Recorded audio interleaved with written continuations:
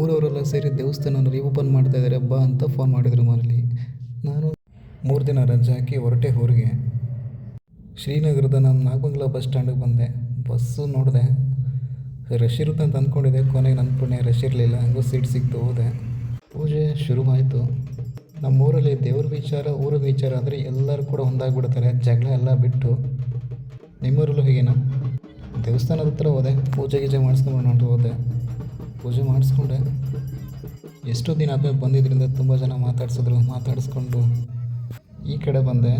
ನಾವು ಚಿಕ್ಕವರಿದ್ದಾಗ ನಾವು ಅಡುಗೆ ಮಾಡಿ ಬಡಿಸ್ಬೇಕು ಅಂತ ತುಂಬ ಆಸೆ ಇತ್ತು. ಆದರೆ ಎಷ್ಟು ವಿಚಿತ್ರ ನೋಡಿ ಟೈಮ್. ನಾವೇ ಹುಟ್ಟು ಬೆಳೆದವ್ರಿಗೆ ನಾವೇ ಅತಿಥಿಯಾಗಿ ಬರುವಂಥ ಸಮಯ ಬಂದಾಯಿತು. ವೆರೈಟಿ ಐಟಮ್ಸ್ ಎಲ್ಲ ಮಾಡ್ತಾಯಿದ್ರು.